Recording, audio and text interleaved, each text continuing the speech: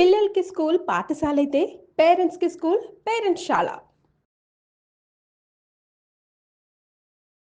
నమస్తే. మీరు చూస్తున్న సుమన్ టీవీ. నేను మీ కీర్తి. వారాహి నవరాత్రుల్లో భాగంగా 8వ అవతారం అమ్మవారిది ఏ విధంగా ఉంటుంది? ఎలాంటి విశిష్టత అమ్మవారికి కలిగి ఉంటుంది? ఎలాంటి నైవేద్యం, పూజా విధానం మనం ఫాలో అవ్వాలి అన్న విషయాలు తెలియజేయడానికి ప్రముఖ ఆస్ట్రాలజర్ బ్రహ్మశ్రీ నందిబట్ల శ్రీహరి శర్మ గురుగారు ఉన్నారు. నమస్తే గురుగారు. ఆగర్థావివ సంపృక్తౌ మగర్థ ప్రతిపత్తయే జగతః పితరౌ వందే పార్వతీ పరమేశ్వరౌ ఆదిత్యాయ చ సోమాయ మంగళాయ బుధాయ చ గురుశుక్ర శనిభ్యశ్చ రాహవే కేతవే నమః. శృంగేరి జగద్గురు పీఠాధిపతులకి, కంచి పీఠాధిపతులకి నమస్కారములు తెలియజేసుకుంటూ కార్యక్రమాన్ని ప్రారంభిద్దాం. గురుగారు, 8వ రోజు భాగంగా వారాహి నవరాత్రుల్లో అమ్మవారి విశిష్టత గురించి తెలియజేస్తారా? 8వ రోజు, 7వ రోజున అమ్మవారిని, వారాహి అమ్మవారిని మహావారాహి అమ్మవారి రూపంలో కొలిచినట్లయితే 8వ రోజున ఈ అమ్మవారిని వార్తాళి వారాహి రూపంలో కొలవాలి. వారాహి అమ్మవారు అంటేనే లక్ష్మీ అమ్మవారి స్వరూపము, లక్ష్మీ అవతారాలు, మరొక అవతారాలు. కానీ ఈ అమ్మవారికి అంటే మామూలు నవరాత్రులు లక్ష్మీ అవతారం ఉంటుంది కదా, ఇది రోజు కూడా లక్ష్మీ అవతారం సంబంధించినటువంటి వారాహి అమ్మవారి రూపం ఇది. వార్తాళి వారాహి అమ్మవారు విశేషంగా ఈ అమ్మవారిని పూజించడం ద్వారా ధనకనక వస్తు వాహనాలు సమృద్ధిగా లభిస్తాయి. కానీ ఈ అమ్మవారు తామస దేవత, తామసమైనటువంటి క్రోధముతో కలిగి ఉంటుంది ఈ అమ్మవారు.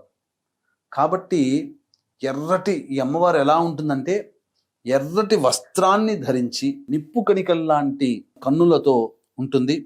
అంతేకాకుండా ఈ అమ్మవారు ప్రధానంగా శవం మీద కూర్చొని ఉంటుందట అమ్మవారు.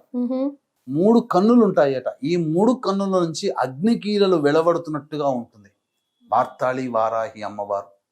3 కన్నులు కలిగినటువంటిది స్వప్నవారాహి అని ఇంతకుముందు చెప్పుకున్నాం కదా. ఈ అమ్మవారు వార్తాళి వారాహి అమ్మవారు కూడా 3 కన్నులు ఉంటాయట.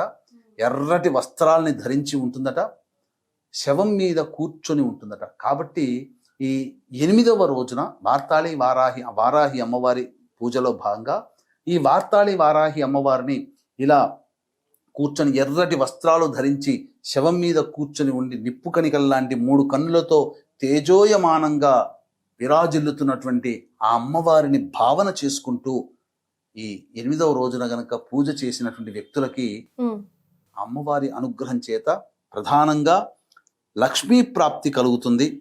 అయితే ఈ అమ్మవారు ఎలా ఉంటుందంటే నీలి రంగులో ఉంటుందట. నీలం కలర్లో ఉండి ఎర్రటి వస్త్రాలు. ఇప్పుడు సాధారణంగా బయట దొరికే వారాహి అమ్మవారి చిత్రపటాల్లో నీలం రంగు చేతులతో కలిగి ఉంటుంది. 4 చేతులు ఉంటాయట. ఆ 4 చేతుల్లో ఒక చేతిలో రోకలి, ఒక చేతిలో నాగలి, ఒక చేతితో అభయహస్తం, ఒక చేతితో వరద హస్తం ఉండి ఆ విధంగా ఉంటుందట అమ్మవారు.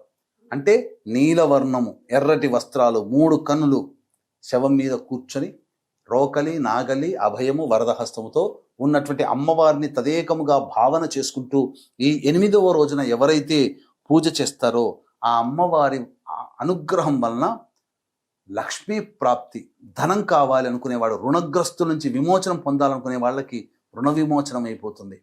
ధనం కావాలనుకునే వాళ్ళకి ధనం సంప్రాప్తం అవుతుంది. గొప్పదైనటువంటి అచిరకాలంలోనే వాళ్ళు చేసేటువంటి ఈ పూజ చేసేటువంటి భర్తలు కావచ్చు, లేదా పూజ చేసే మహిళలు కావచ్చు, వాళ్ళు చేసే వృత్తి ఉద్యోగ వ్యాపారాల్లో ఆ అమ్మవారి అనుగ్రహం చేత అతి శీఘ్రముగా పైకి ఎదుగుతారు.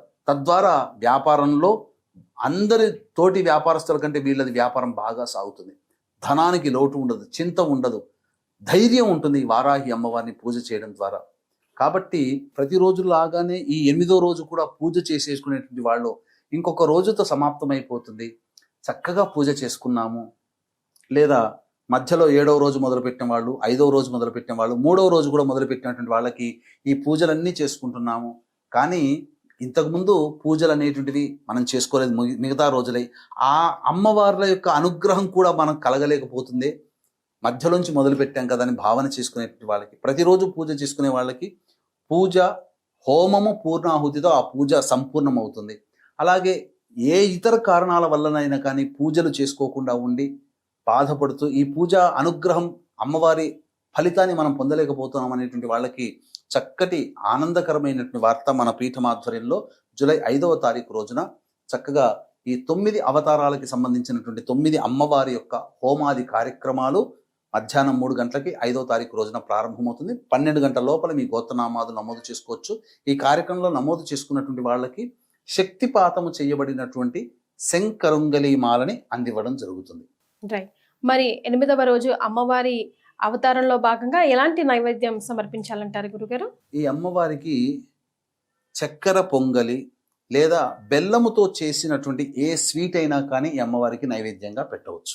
రైట్, చాలా సంతోషం అండి. ఇంకొక విశేషం కూడా ఉందమ్మా. ప్రత్యేకమైన విశేషం ఏంటంటే ఈ వారాహి నవరాత్రులు ప్రారంభమయ్యేది ఆరుద్ర నక్షత్రం. 10వ తేదీ అనగా శుక్రవారం నాడు అమ్మవారి ఉద్వాసన చెయ్యకూడదు కాబట్టి శనివారం నాడు దశమి తిథి రోజున ఉద్వాసన చెయ్యాలి. కానీ ఆ శనివారం దశమి తిథి రోజున ఉన్నది కూడా స్వాతి నక్షత్రం. అంటే ప్రారంభించే రోజు సమాప్తమయ్యే రోజు రెండూ కూడా రాహు నక్షత్రాలే.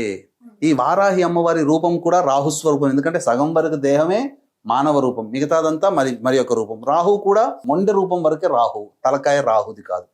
కాబట్టి ఈ రాహు నక్షత్రంలో ప్రారంభమై రాహు నక్షత్రంలో నవరాత్రులు సమాప్తమవుతున్నాయి. కాబట్టి ఎవరైనా ఈ వారాహి అమ్మవారిని చేసుకుంటే ఖచ్చితంగా ఈ సంవత్సరం అంటే 2025 చెడు కాలం చూస్తున్నాం. ప్రపంచమంతా హాహాకారాలు చేస్తున్నాయి. యుద్ధాలు, వాతావరణం, ఆస్తి నష్టం, జన నష్టం జరుగుతుంది.